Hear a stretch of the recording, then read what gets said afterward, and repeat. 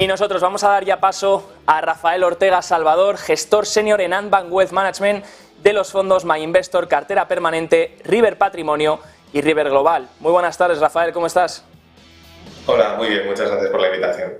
Gracias a ti por estar con nosotros. Te quería preguntar lo primero, Rafael, por el tema del día. Deutsche Bank, bancos europeos, esos CDS disparados otra vez. ¿Hay riesgo de que ocurra algo similar a Credit Suisse? ¿Están exagerando el mercado? ¿Cómo lo estáis viendo? La verdad que siendo sincero, el sector financiero no es mi gran especialidad, pero es innegable que el miedo a una posible crisis financiera se ha multiplicado. Primero tuvimos la quiebra de Silicon Valley Bank, luego Signature Bank, problemas en algunos bancos pequeños americanos, como indicaba la gráfica que compartías ahora, el First Republic, por ejemplo, y esto se ha trasladado también a una crisis de liquidez en Europa, con Credit Suisse primero, esa compra, venta precipitada a UBS, y no es más que la señal de que esas turbulencias financieras también han llegado aquí. Y de hecho es que no solo ya es en los mercados, en el sector financiero, es que la propia renta variable, como estábamos viendo estas últimas semanas, también se ha visto afectada e incluso se contagia, sumado a la subida de tipos, a otros sectores. Por ejemplo, el mercado inmobiliario cotizado, pues unos resultados realmente malos, 5 o 6 puntos por debajo, creo recordar, de la renta variable en general, las compañías pequeñas, o sea que al final no sabemos si en concreto el riesgo de Deutsche Bank, o yo no sé decir si el riesgo de Deutsche Bank es tal como se está trasladando el día de hoy, o si los mercados están sobre reaccionando, pero desde luego que el efecto contagio ya lo estamos viendo en las bolsas, no es ninguna sorpresa.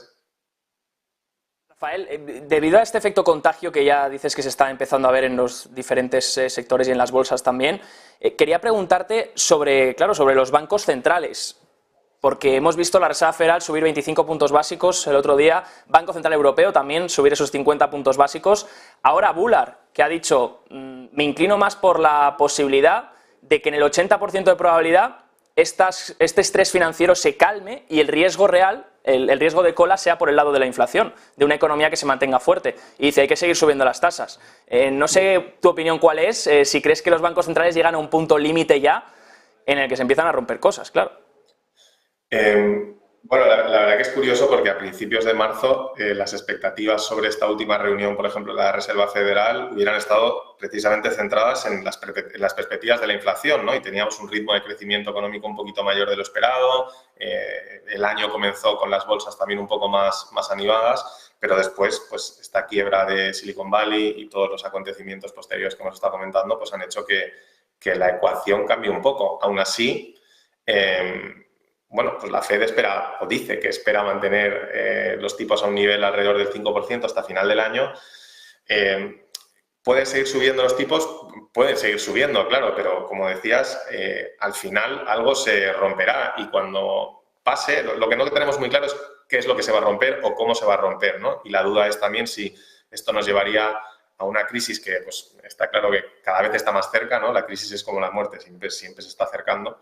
Lo que no sabemos es cuándo viene ni de qué forma, y no sabemos si eso nos puede llevar a una crisis más deflacionaria o si vamos, tipo 2008, por ejemplo, o si nos vamos a un escenario de bajo crecimiento, inflación elevada, que sube y que baja, ¿no? Algo como los años 50 o los años 70. Entonces, la verdad que es un entorno de incertidumbre espectacular.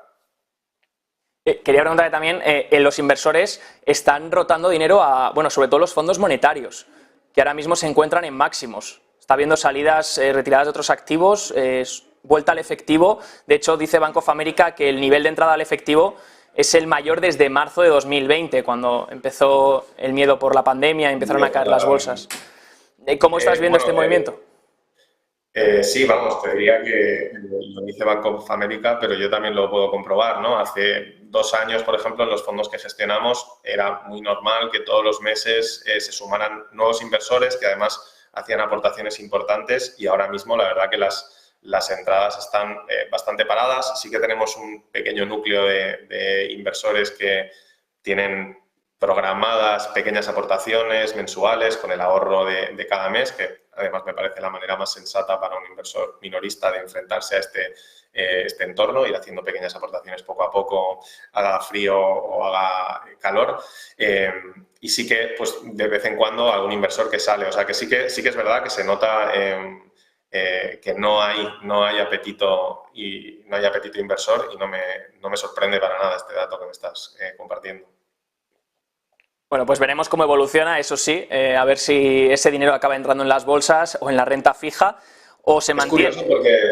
Dime. Perdona, es curioso porque entra el dinero en efectivo justo cuando fue el año pasado, cuando tener un pequeño colchón de seguridad hubiera surtido su mejor efecto, ¿no? Parece como que al final siempre acabamos haciendo todos los inversores un poco lo contrario, o lo hacemos siempre tarde, ¿no? Siempre actuando un poco a toro pasado. De hecho, por eso es bueno no aplicar el efecto del sentimiento opuesto, ¿no? Intentar alejarse de lo que haga la manada como inversores. Te quería preguntar también, ese flash PMI que hemos visto en Estados Unidos, ¿sale por encima de lo esperado? Sí que es verdad que la parte manufacturera, aunque sea un dato que todavía es preliminar, ya hay que confirmarse por el S&P Global, el dato manufacturero sigue en contracción, aunque mejora, está ya cerquita de los 50 puntos, pero el composite, recogiendo servicios y manufacturero, sale muy por encima de lo esperado. ¿Cómo estáis viendo esta economía estadounidense? ¿Se mantiene más resiliente de lo que se esperaba? Y también aprovecho para preguntarte, ¿el hard landing lo hemos evitado o es inevitable? Bueno, son preguntas muy difíciles de acertar con la respuesta. La verdad que, efectivamente, si uno se pone a analizar los datos macroeconómicos, es que tienes datos bastante que nos llevan a pensar lo contrario. Por un lado, tienes la inflación muy alta y puedes decir, bueno, además, turbulencias en el sector financiero, esta crisis está a punto de llegar, ¿no? Y, sin embargo, la economía real parece decirnos que esto sigue funcionando, ¿no? Y que pueden estar absorbiendo la inflación y que no se está parando la maquinaria. Entonces, es realmente complicado saber qué es lo que va a terminar pasando. Yo creo que aún no estamos en el landing, ¿no? No sé si va a ser suave o va a ser duro, pero creo que aún queda un poco más. Aún queda un poco más, esperaremos, iremos viendo cómo evoluciona. Por último, Rafael, ¿cómo navega el inversor esta situación de alta volatilidad y de alto miedo, sobre todo, que se ve reflejado en las bolsas, este estrés financiero, sobre todo en la parte de renta fija, destacar la volatilidad como ha incrementado en las últimas semanas?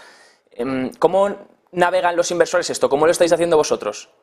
Bueno, nosotros nos centramos sobre todo en estrategias que son bastante defensivas, pensadas para inversores conservadores, inversores equilibrados, y ahí lo que yo invito a todo el mundo a revisitar es el papel precisamente de los activos o de las estrategias defensivas dentro del total de tu patrimonio o de tu cartera total. Creo que durante los últimos 30-40 años hemos confiado todos siempre en que la renta fija era el activo defensivo por antonomasia, ¿no? Y era lo que nos tenía que salvar, pero también eso de alguna manera está olvidando los 40 años anteriores a estos, que fueron muy diferentes, y el año pasado sí que pudimos ver cómo acciones y bonos caían a la vez. Ahora estamos viendo, pues, mucha volatilidad en la renta fija porque, como decía, no queda nada claro si la próxima crisis va a tener un shock deflacionario o si puede ser inflacionaria. Entonces, yo invito a todo el mundo a digamos, diversificar sus diversificadores y tener en cuenta que, bueno, pues hay otras piezas que, por ejemplo, nosotros incorporamos a la cartera, como tener exposición a oro o exposición a materias primas, que se puede hacer también de diferentes formas, e incluso incorporar algunas estrategias alternativas que es verdad que durante los últimos años ha sido muy difícil acceder a ellas porque eran muy caras y un poco así esotéricas, pero ahora está siendo cada vez más fácil también para un inversor retail obtener algo de exposición, por ejemplo, a estrategias que se exponen a la propia volatilidad, que este año están funcionando muy bien precisamente porque está habiendo bastante volatilidad, o a futuros gestionados que te permiten exponerte a las materias primas, pero sin los contras de tener como una posición fija, exposición a materias primas en la cartera, que al final a largo plazo lastra mucho los resultados. Entonces, bueno, creo que es el momento de abrir un poco, realmente que esto es el momento siempre, pero ahora, si cabe más, el momento de tener una cartera verdaderamente diversificada con distintos tipos de activos, distintos tipos de estrategia, y eso es lo que intentamos nosotros incorporar en los fondos que gestionamos. Pues muchas gracias, Rafael Ortega Salvador, gestor senior en Ambank Wealth Management de los fondos My Investor, cartera permanente, River Patrimonio y River Global. Que tengas muy buena tarde y gracias por tu tiempo. Nada, gracias a vosotros. Y nosotros